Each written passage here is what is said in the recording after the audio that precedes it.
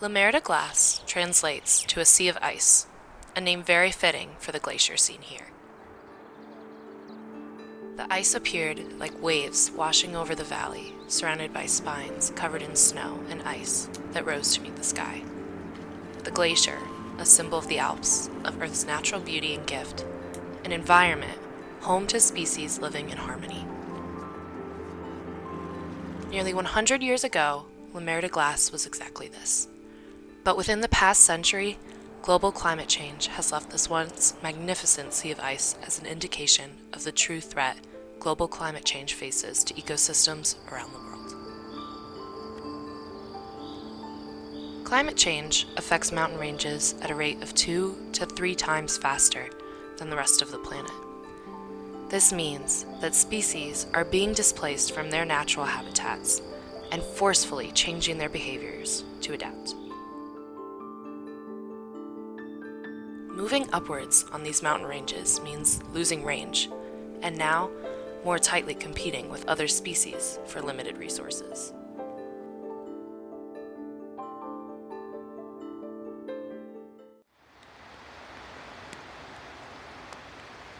There are 2 effects that we will examine: life cycles and habitat loss. First, we must travel to Valenciennes with experts from CREA, the Centre de Recherche sur les Écosystèmes d'Altitude, or the Research Center of Altitude Ecosystems, to study frogs.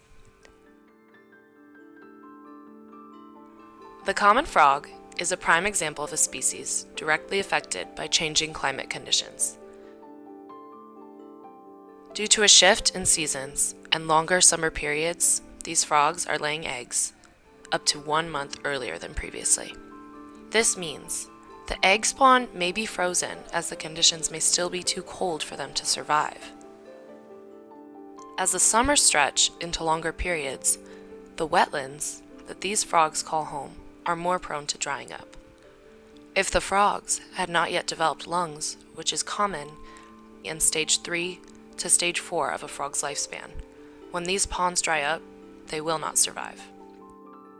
CREA monitors the development of egg spawn to tadpole to mature frog to hopefully help prevent an extinction level crisis for these species. We see a lot of desynchronization going on when basically the patterns in nature are shifting and it doesn't align with what animals are doing, and that could be with the ibex, but it could also be, as we saw with the frogs today, the frogs are laying their eggs earlier, but then the ponds are drying up and it's affecting lots and lots of different species.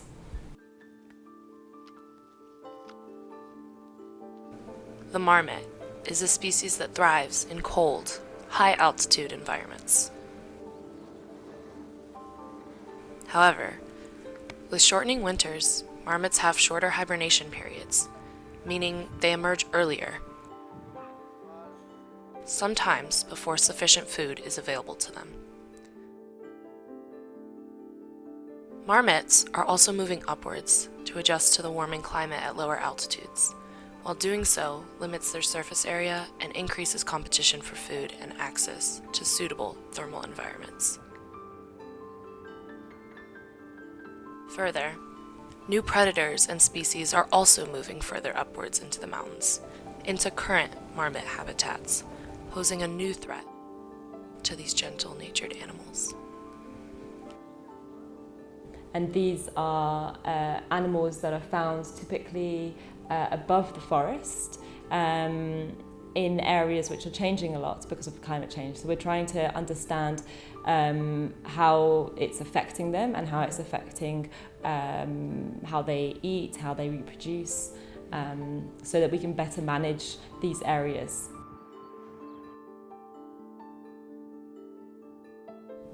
It's a species that is really dependent on the snow cover, and there are less and less snow, so it gets higher, but when it gets higher you have less area. These threats are no longer distant warnings. They are unfolding now, leaving scars on fragile alpine ecosystems, The damage is real, and it is irreversible, unless we, as a global community, and as individuals, choose to act before it's too late.